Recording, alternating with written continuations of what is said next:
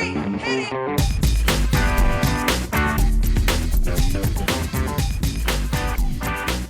Good morning, good afternoon, good evening. Welcome to today's Caffeine for the Soul.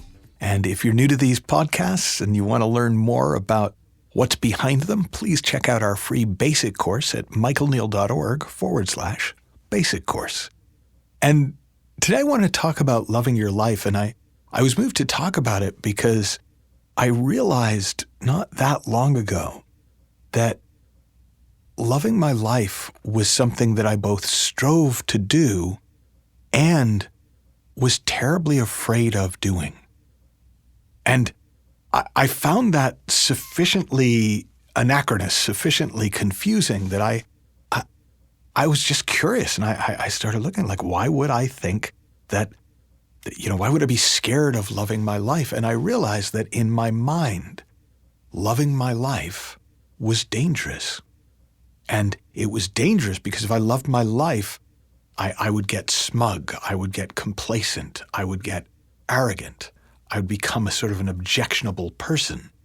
My life is great, sorry about yours. Sort of an I'm all right, Jack kind of a approach to things. I realized I thought loving your life was dangerous because it was tempting fate. Because if you love something and you're happy about it, then it's going to get taken away from you. That loving your life bred jealousy and then people would attack you, would make you a target. It was tall poppy syndrome where the person that stands out is the person that has to be knocked down.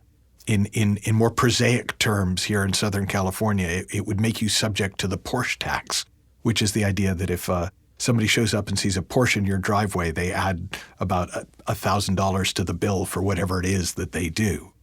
That loving your life was dangerous because if you love your life, you'll get complacent and lazy and you won't bother changing anything and you won't do anything good for the planet.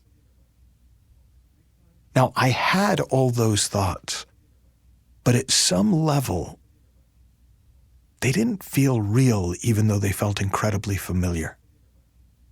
I thought that can't be right. It just didn't seem true to me that life was set up in such a way that if you love it, it would fall apart. But if you hate it, or if you keep it at arm's length, then you can get away with it. And it didn't follow. And so I started to take a fresh look. And the question that occurred to me to ask myself was, well, if loving your life was safe, if loving your life was the safest thing you could do, why would that be true? And I realized that, well, at least for me, when I love my life, there's a kind of an almost childlike joy and playfulness that bubbles up in me. And I'm incredibly creative and playful. And I know that being creative and playful is what leads to change in the world, is what leads to success in business, is what leads to great relationships. So loving my life would actually lead to my life being better, not worse.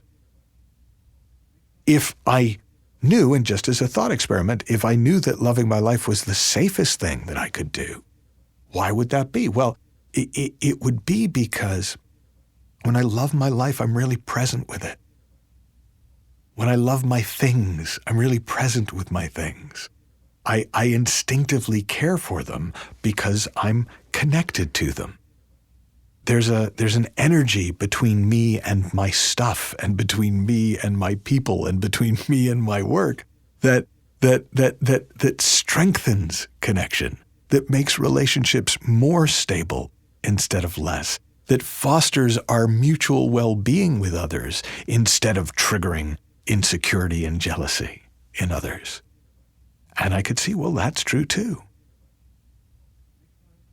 If loving my life was the safest thing I could do, well, why would that be? When I love my life, I am filled with love and good feelings. And there's a Sid Banks, the enlightened Scottish welder's a quote from him in his book, The Missing Link, that I always loved, which was, a mind full of love and good feelings can never go wrong. that when we are filled with love and good feelings, we are at our smartest, not our dumbest. We are at our clearest, not our most mucked up. We are at our most alive and present.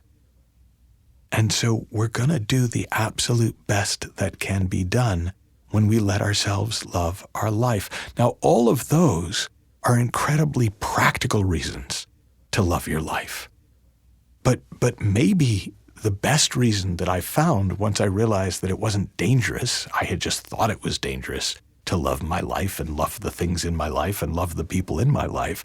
The most practical, those are the practical things, but I realized, yeah, the best thing isn't practical. The best thing is it's really fun to love your life. It's really fun to love your stuff. It's really fun to love people because you get to live your life filled with love. You get to be overflowing with love, and that love spills over. And when you are overflowing with good feeling, people are drawn to that. Life itself seems to be drawn to that. The French actress Sarah Bernhardt said, "Life begets life. Energy begets energy.